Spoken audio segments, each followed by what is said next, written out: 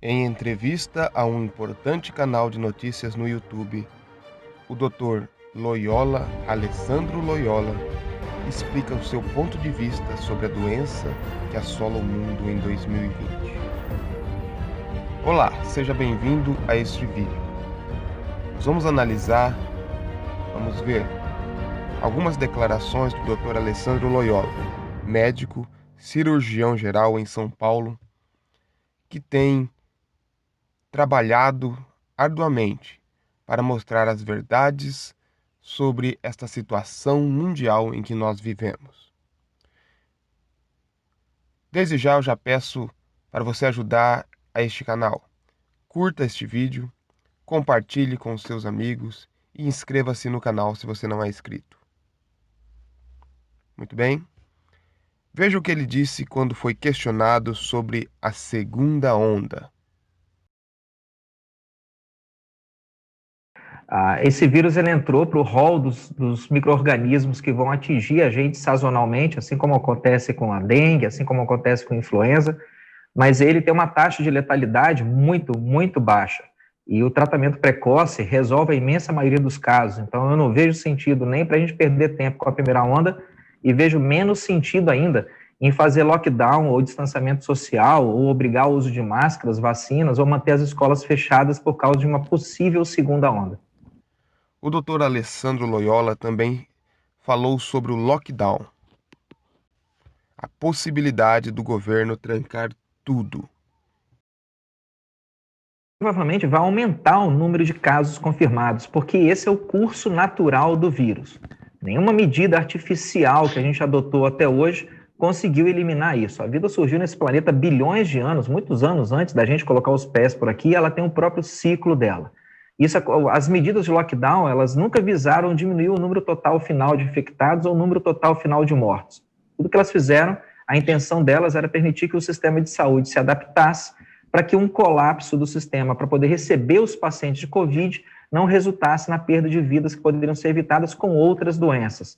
Então, lockdown nenhum nunca adiantou. A melhor prova de que lockdown não adianta é que se você pegar os países que têm as menores taxas de morte por milhão de habitantes, a imensa maioria deles não praticou lockdown. E se você pegar os países que têm as maiores taxas, eles praticaram. A Bielorrússia não praticou lockdown, tem uma taxa aí de 30, 40 vezes menor que a do Brasil.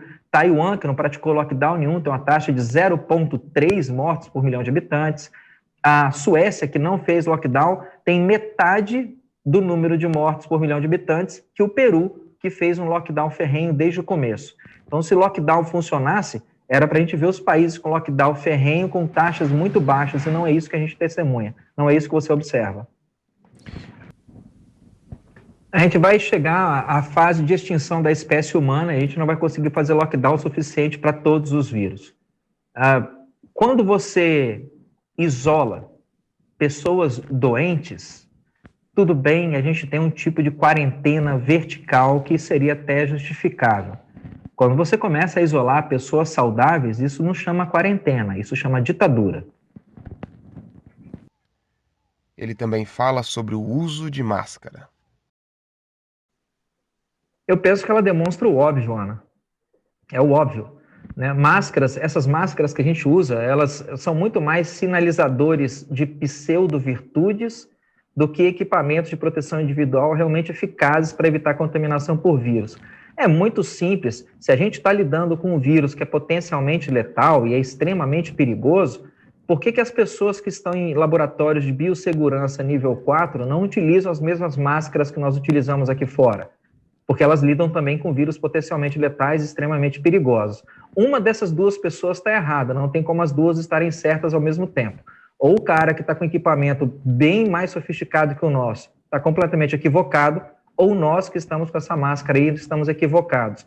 No final das contas, o que a gente vê é que máscaras são muito mais um símbolo para lembrar você que a gente está numa uma falsa pandemia, do que para proteger você de alguma coisa. Ele também fala sobre a picada imunizante, que vão querer aplicar em todos nós, inclusive obrigatoriamente nos obrigar a aplicar. que qualquer vacina que possa surgir contra o Covid no intervalo inferior a 5 anos, seja ela utilizando tecnologias clássicas como vírus inativado, vírus vivo atenuado ou subunidade viral, ou vacinas utilizando tecnologias mais modernas como vetor viral, DNA, RNA mensageiro, qualquer vacina contra o Covid que seja apresentada para uso em massa em um intervalo inferior a 4 anos deve ser considerada um lixo. Guilherme Fius. No final da entrevista, ele fala sobre o porquê de tudo isso, porquê de toda essa situação.